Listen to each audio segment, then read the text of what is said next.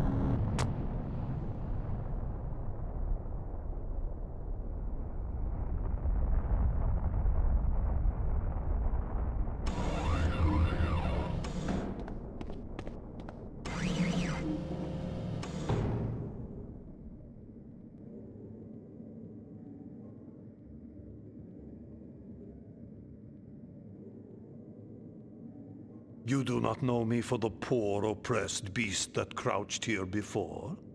Behold, I am restored. What are you? Not what, Kain, but who.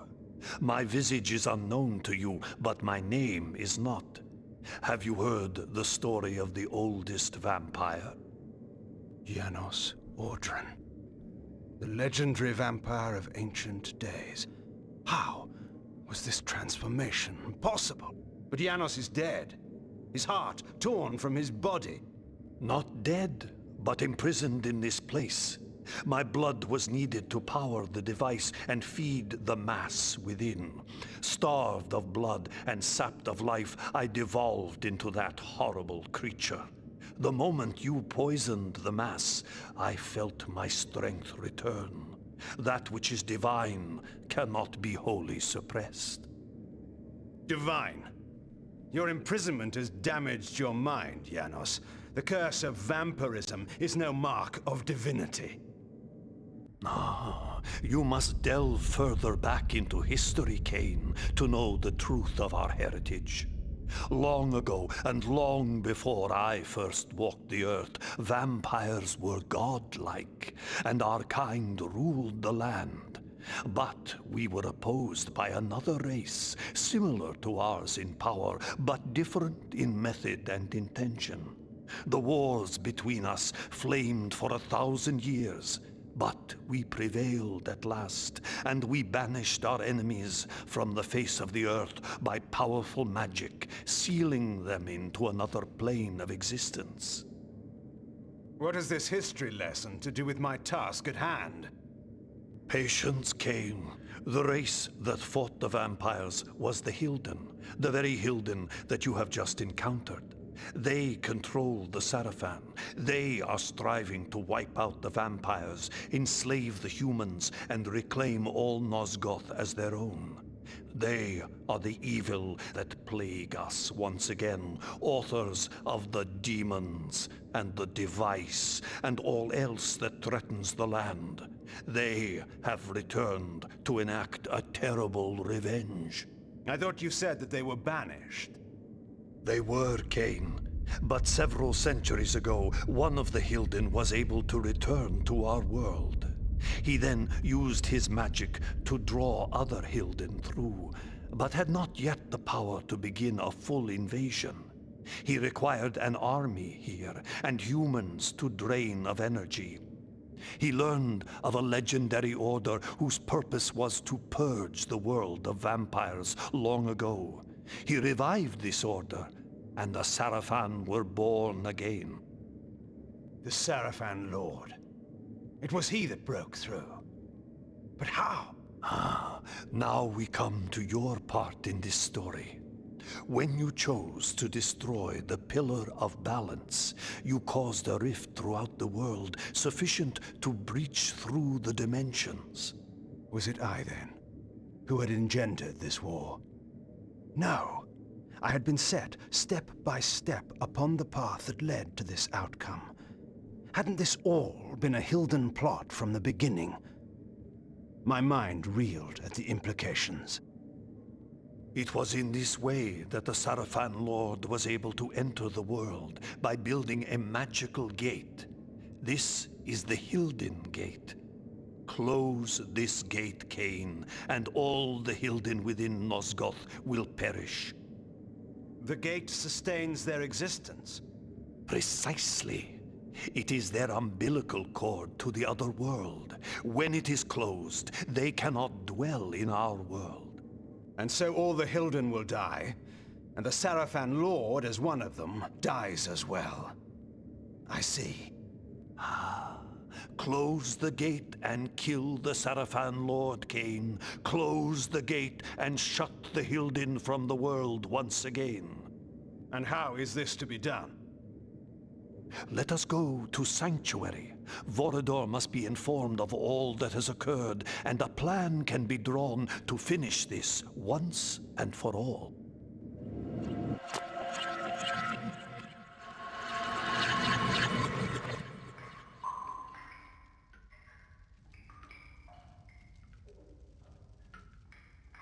You should have sent me with him. You were wounded. There is no way to know where Kain has gone or what he is doing. Even you haven't been able to contact him.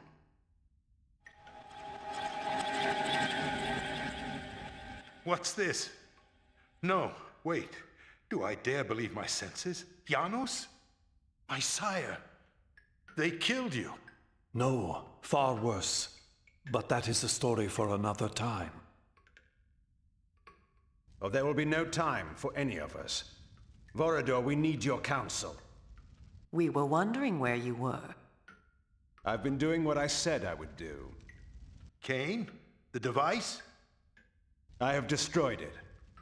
But we are now faced with a peril even greater than before. How is this? The ancient history I will convey to you in a better hour, should any of us be so fortunate as to reach such a time.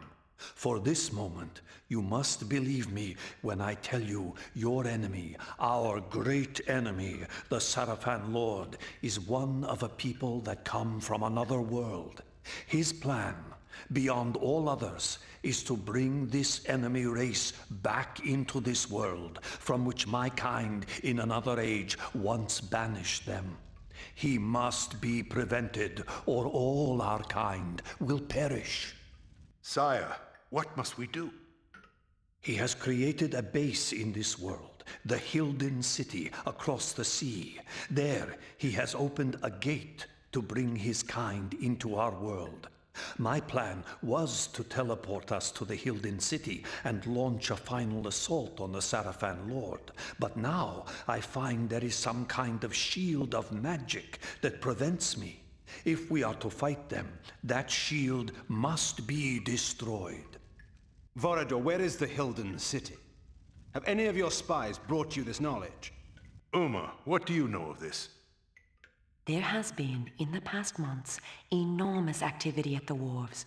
Warships and freighters loading and unloading in great secrecy. Our people who have infiltrated the area and returned alive have told me that the ships all seem to take the same course out of the harbor, but we do not know their destination. It must be the Hilden City. Why else would there be such interest at this time? You must take a ship to the city at once. There, you must find and deactivate the shield, so whatever forces we can bring may come to your aid and close the gate for all time. Have someone show me to the wharves. I'll make my way aboard one of those ships that's about to sail. When I have deactivated the shield, I'll contact you. I'm going with him. But I will need you here. Sire, I know the wharves, and where one may fail alone, two may succeed. I have no need of a guard at my back. You will find me perfectly competent for this task, I assure you. It is a chance we cannot afford to take, not when all we have fought for is at stake. There is more at stake than you can imagine. Take help where it is offered, Kain. It is settled. I will prepare our forces for the final attack. Go well, my child. Go well, both of you. Take help where it is offered. Yet I've always found that help offered when not needed is usually no help at all.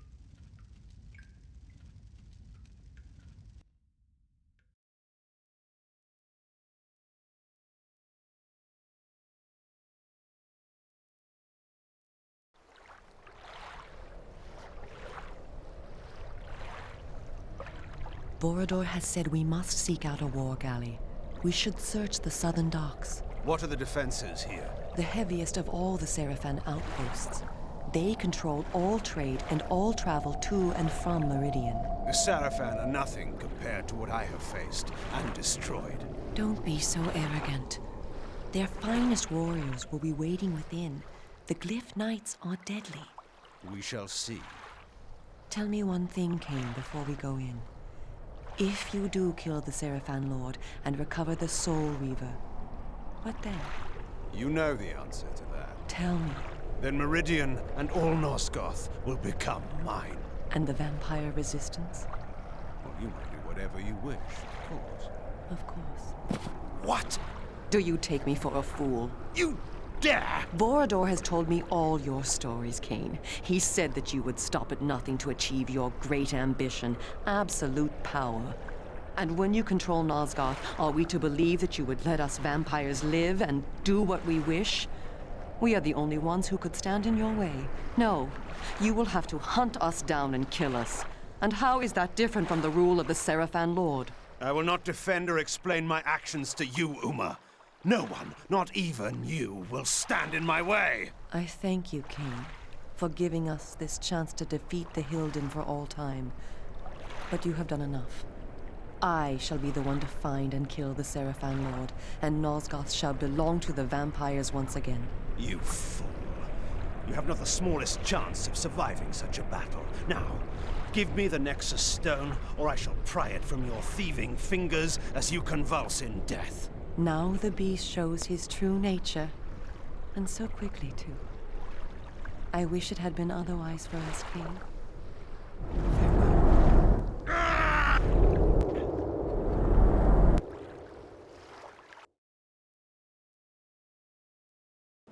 Alright. I'm actually gonna go ahead and save over the previous save file because that one might just be corrupted.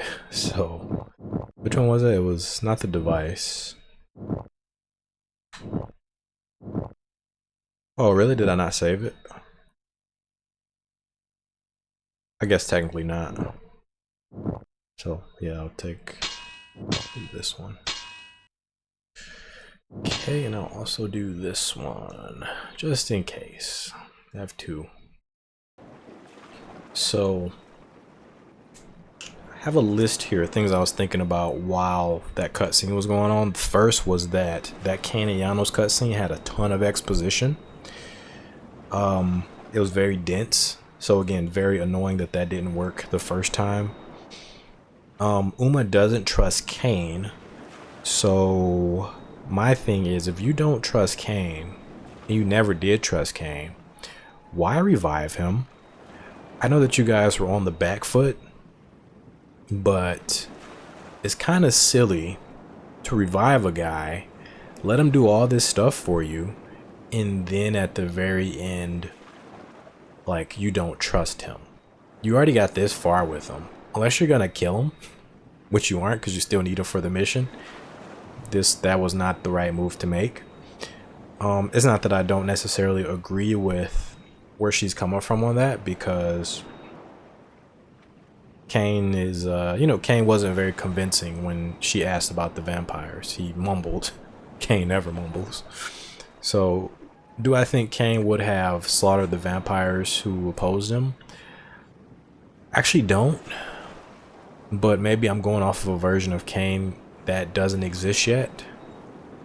The future Kain is a bit more bit more nice, I guess you could say. So this version of Kain, he may still be very brutal. So he may actually, she has a point to be worried that he's gonna actually take them out. So that's a genuine worry.